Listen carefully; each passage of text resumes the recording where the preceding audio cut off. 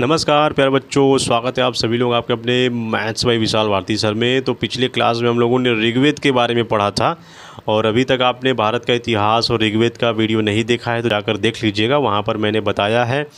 और आपके उस टॉपिक से जो पूछे गए यहाँ पर प्रश्न है एसएससी, एमटीएस, सीजीएल में और यूपीसीडीएस, यूपीएससी सीडीएस में, सीपीओ में, रेलवे के एनटीपीसी ग्रुप डी में, मतलब जितने भी यहाँ पर पूछे गए सवाल सब का मैंने यहाँ पर बताया था ऋग्वेद से क्या सवाल पूछे जा सकते हैं।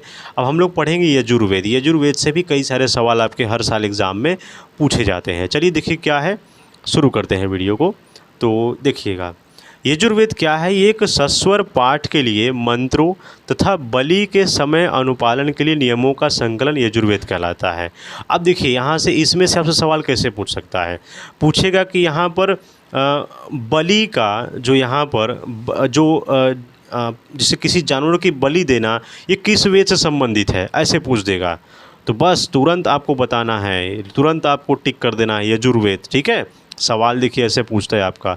और ये बहुत सारा मतलब मैंने देखा है ग्रुप डी में, एनटीपीसी में और इसमें क्या नाम है एसएससी, एमटीएस में बहुत ये सब सवाल पूछे गए हैं। ठीक है, याद रखिएगा। और इसके पाठकर्ता को अर्धर्व्यू कहते हैं।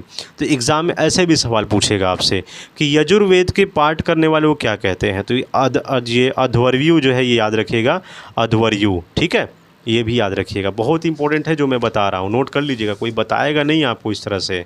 चलिए अब यहाँ पर है यजुर्वेद में यज्ञों के नियमों एवं विधि विधानों का संकलन मिलता है। याद रखिएगा, इसमें पूरा विधि विधान और यज्ञ जो कराए जाते थे उन सभी का यहाँ पर संकलन किस में मिलता है, यजुर्वेद में मिलता है। याद रखिएगा, ठीक है। इसके बाद इसमें बलिदान विधि का भी वर्णन है, यानी पशुओं की बलि देना है ना। ये भी बलि का जो यहाँ पर विधि का विधान यहाँ जो बताया गया है वो किस वेद में है, यजुर्वेद में है। किस में है, यजुर्वेद में है। ठीक है, चलिए अब यहाँ पर है उसके बाद यह एक ऐसा वेद है जो गद्य एवं पद्य दोनों में है। बहुत ही इंपॉर्टेंट, ये कई बार एग्जाम में पूछा गया कि ऐसा कौन सा वेद है जो गद्य और पद्य दोनों में है। तो क्या बताएंगे आप, यजुर्वेद में क्या बताएंगे, यजुर्वेद। ठीक है, इस तरह से आपको याद रखना है। इसके बाद आपको पढ़ना है यहाँ पर सामवेद। सामवेद क्या होता है चलिए देखते हैं। तो साम का शाब्दिक अर्थ होता है गान, यानी इस वेद में मुख्यतः यज्ञों के अवसर पर गाए जाने वाले ऋचाओं को हम मंत्र कहते हैं, ये मंत्र का संकलन है। यानी सामवेद में यहाँ पर मुख्यतः जो है यहाँ पर मंत्र का उच्चारण यहाँ पर किया गया। जैसे यहाँ पर गाना जैसे हम लोग गाते हैं ना, तो वहाँ पर मंत्रों का उच्चारण इसमें होता है। तो इसके पाठकर्ता को उद्रात्री कहते हैं। बहुत ही इम्पोर्टेंट, एग्ज़ाम में पूछा गया है कि यहाँ पर उद्रात्री किससे संबंधित है, किस वेद से संबंधित हो। बहुत सारे बच्चों ने यहाँ पर यजुर्वेद लगा कर आ गए थे, नहीं ये आपका सामवेद है। क्या है, सामवेद से संबंधित है। ठीक है, और इसका संकलनकर्ता ऋग्वेद पर आधारित होता है और इसमें 1810 सूक्त हैं जो प्रायः ऋग्वेद से लिए गए हैं। ध्यान दीजिएगा, इस सामवेद में 1810 सूक्त हैं, लेकिन ये भी क्या है, ऋग्वेद से लिए गए हैं। ठीक है, इसको आप पूरा याद कर लीजिएगा। इसके बाद इसे भारतीय संगीत का जनक कहा जाता है, यानी भारतीय संगीत का जनक करने वाला वेद कौन सा है, सामवेद है। क्या है, सामवेद है, याद रखिएगा। बहुत सारे बच्चे यहाँ पर यजुर्वेद ऋग्वेद लगा कर आ गए थे, तो ये ऐसा गलती आप मत कीजिएगा। ठीक है, चलिए नोट पॉइंट याद रखिएगा कि यजुर्वेद तथा सामवेद में किसी भी विशिष्ट ऐतिहासिक घटना का वर्णन नहीं मिलता है, यानी कोई विशेष प्रकार का ऐतिहासिक घटना ये सामवेद और यजुर्वेद में आपको नहीं देखने को मिलेगा। ठीक है, अब इसके बाद हमें वेद पढ़ना है अथर्ववेद। अथर्ववेद क्या होता है, इससे भी कई सारे हर साल एग्जाम में पूछे जाते हैं, एसएससी में, बैंक में, रेलवे में, एमटीएस, ग्रुप डी सब में पूछा गया है। क्या है यहाँ पर, अथर्वा ऋषि द्वारा रचित इस वेद में कुल 731 मंत्र तथा लगभग 6000 पद्य हैं। किसमें, याद रखिएगा पहली बात तो अथर्ववेद किसने रचित किया है, आपसे एग्जाम में पूछ सकता है। तो याद रखिएगा अथर्वा ऋषि के द्वारा रचित है। और इसमें पूछ सकता है कि कुल कितने मंत्र हैं अथर्ववेद में, तो याद रखिएगा 731 मंत्र है और पद्य कितने हैं, लगभग 6000 पद्य हैं, ये भी आपको याद रखना है। तो इसके कुछ मंत्र यहाँ पर ऋग्वेदिक मंत्रों से भी प्राचीनतर है, यानी जो अथर्ववेद में जो मंत्र यहाँ पर लिखे गए हैं वे ऋग्वेद से भी बहुत प्राचीन यहाँ पर मंत्र हैं। और हमको तो पता, हम लोगों को सभी लोगों को पता ही है कि सबसे पुराना वेद कौन सा है, ऋग्वेद है। ठीक, चलिए अब देखिए क्या है कि औषधों का उल्लेख सबसे पहले अथर्ववेद में मिलता है। याद रखिएगा, बहुत इंपॉर्टेंट प्रश्न कई बार एग्जाम में पूछा गया है कि औषधियों का उल्लेख, जो दवाएं जो बनती हैं, दवाओं का उल्लेख किस वेद में मिलता है, तो ये अथर्ववेद में मिलता है। किस में मिलता है? अथर्ववेद में। मुझे याद है कुछ इस टाइप के क्वेश्चन आपका आईएएस के इंटरव्यू में पूछा भी गया है, सोच सकते हैं आप।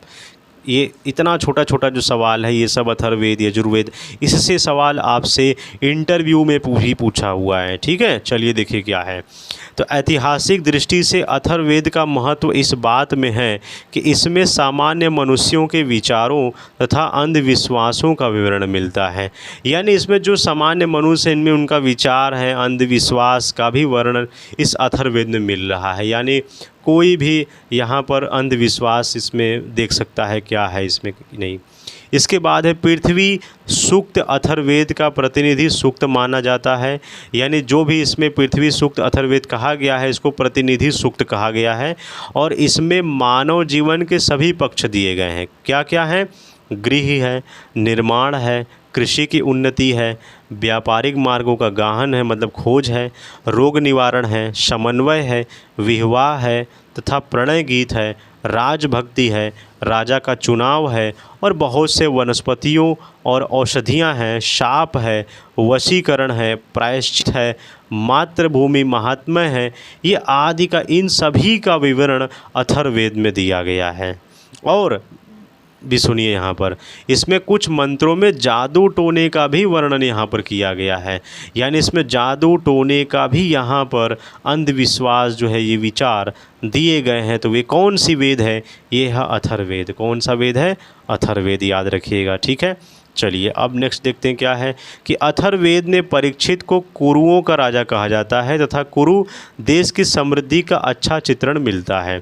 यानी कुरु यहाँ पर देश की समृद्धि को बताया गया है और अथर्ववेद में परीक्षित को कुरुओं का राजा कहा गया है। यानी जो भी यहाँ पर राजा है, यहाँ पर कुरुओं का राजा कहा गया है। कुरु क्या है? वो देश की समृद्धि का राजा कहा गया है। ठीक है, चलिए अब देखिए क्या है कि इसमें सभा एवं समिति को प्रजापति की दो पुत्रियां कहा जाता था। यानी इसमें जो सभा और समिति थी, ये प्रजापति की दो पुत्रियां कहते थे इसमें हम, है ना। जैसे राजा है तो राजा की प्रजा है, तो इसमें एक सभा है और एक समिति है, इनको दो पुत्रियां कहा गया है। किसमें? अथर्ववेद में। ठीक, और वेदों की भी कई शाखाएं हैं जो वैदिक अध्ययन और व्याख्या से जुड़े विभिन्न दृष्टिकोणों का प्रतिनिधित्व करती हैं। कौन है? वेदों की कई शाखाओं में ये बताया गया है। जैसे यहाँ पर एक है शाकल शाखा, ये ऋग्वेद से जुड़ी एकमात्र जीवित शाखा है। और यजुर्वेद को शुक्ल यजुर्वेद और कृष्ण यजुर्वेद दो शाखाओं में बांटा गया है। याद रखिएगा, यजुर्वेद को दो भागों में बांटा गया है। पहला शुक्ल यजुर्वेद और कृष्ण यजुर्वेद, है ना। इसके बाद है माध्यान्दिन और काण्व, ये शुक्ल यजुर्वेद अथवा वाजनेय संहिता की शाखाएं हैं। बहुत इंपॉर्टेंट है, पूछा गया है।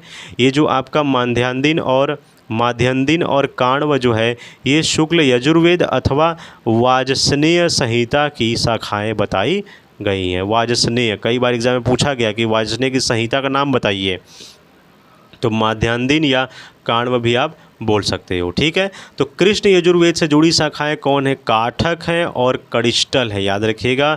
और ये मैत्रायणी और तैत्तरीय हैं। और कौथुम रणनीय एवं जैमिनीय या तलवकार सामवेद की शाखाएं हैं। ठीक है, ये याद रखिएगा, जैमिनी या तलवाकर जो है वो सामवेद की शाखाएं हैं।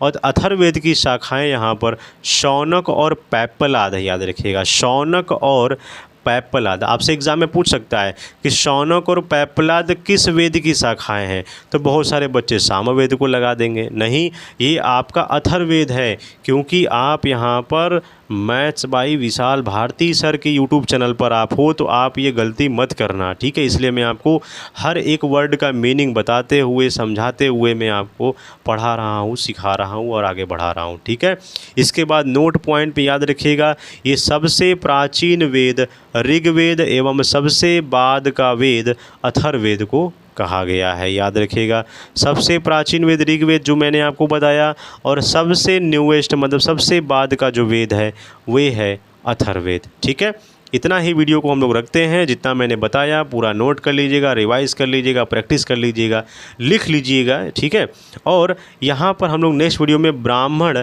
आरण्यक तथा उपनिषदों के बारे में पढ़ेंगे, जो कि बहुत ही इंपॉर्टेंट, इससे भी कई सारे सवाल पूछे गए हैं। तो मिलेंगे आपसे नेक्स्ट वीडियो में। जय हिंद, जय भारत।